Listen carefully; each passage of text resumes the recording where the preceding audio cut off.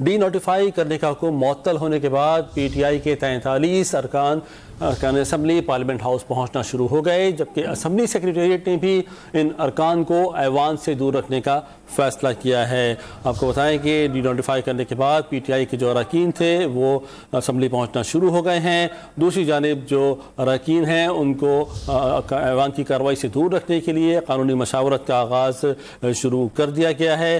D notify करने का हुक्म मुअत्तल होने के बाद जो PTI के 43 अरकान थे वो पार्लियामेंट हाउस पहुँच चुके हैं, जबकि असम्बली सेक्रेटेरिएट ने भी इन अरकान को ऐवान से दूर रखने का फैसला किया है और इस सिलसिले में कानूनी मशावरत जारी है।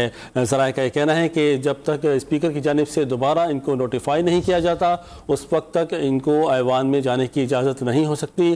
तो हम इस सिलसिले में अभी कानूनी मशावरत का सिलसिला जारी है। PTI के 43 अरकान असम्बली पार्लियामेंट पहुँचना शुरू हो चुके हैं और उनका यही कहना है कि आज के ऐवान में वो शिरकत करेंगे और अपोजिशन लीडर भी PTI का ही होगा।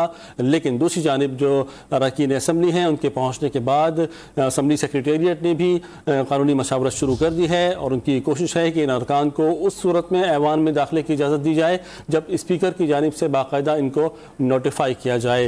इसी बारे में मज़ीद जानेंगे डॉन न्यूज़ के नुमाइंदे नादिर गुरमानी से। नादिर, बताइएगा अब क्या हिकमत अमली मरतब की जाएगी?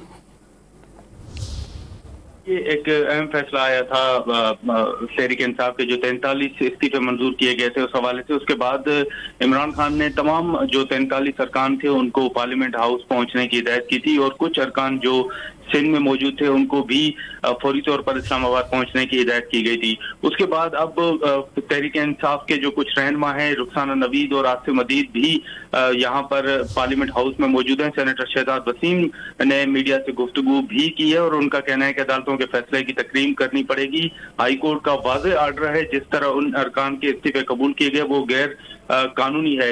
हाई कोर्ट ने इस फैसले की तस्दीक की है। शहजाद वसीम का यह भी कहना है कि आज हमारे अरकान कौमी असम्बली में जाएंगे और लीडर ऑफ दी अपोजिशन भी हम अपना बनवाएंगे। तो इस हवाले से कुछ जो तहरीक इंसाफ के अरकान हैं वो पार्लियामेंट हाउस पहुंचने में कामयाब हो गए, जबकि जो कौमी असम्बली सेक्रेटेरिएट के ज़राए हैं उनसे हमारी बातचीत हुई है तो उन्होंने ये कहा है कि तहरीक इंसाफ के अरकान के जो इस्तीफों का मामला है उनको अभी हम देख रहे हैं और हो सकता है कि अटॉर्नी जनरल से मुशावरत के बाद इस मामले को अदालत में एक रिव्यू पिटीशन जो है वो भी दायर की जाए।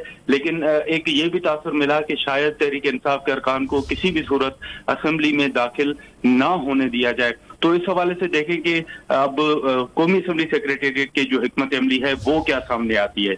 नादिर, ये भी बताइएगा कि अगर PTI अरकान की जानिब से कोई मुज़ाहमत सामने आती है तो उस सूरत में क्या इक़दाम किए गए हैं?